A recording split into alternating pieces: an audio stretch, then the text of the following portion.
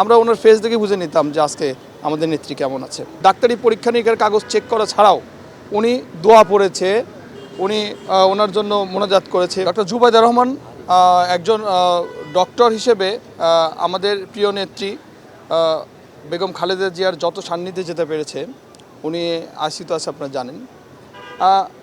একজন ডক্টর হিসেবে এবং একজন মা হিসেবে ডক্টর জুবাইদা রহমান আমাদের প্রিয় নেতা জনাব তারেক রহমানের সহধর্মিণী, উনি যতটা করেছেন আমি দেখেছি একজন মার জন্য একটা মেয়ে যেমন করে ঠিক অনুরূপ ওইভাবেই ওনার যত্ন করেছে এবং ওনার খোঁজ খবর প্রতিনিয়তই আইসিইউর ভিতরে তো গিয়েছে। আইসিইউর ভিতরে যে আপনার উনি শুধু আমি খেয়াল করেছি দূর থেকে আমরাও কাছে যেতে পারিনি, খেয়াল করেছি উনি যত পরীক্ষা নিরীক্ষার কাগজ প্রতিনিয়ত চেক করছে এবং ব্যারোমিটার কম বেশি তো হয়, এগুলো নিয়ে ডাক্তারের সাথে ডিসকাস করছে, কেন এটা কি, এটা কেন হবে না, ওটা করলে কি হয়, এগুলো সব সময় সলা পরামর্শ করেছে।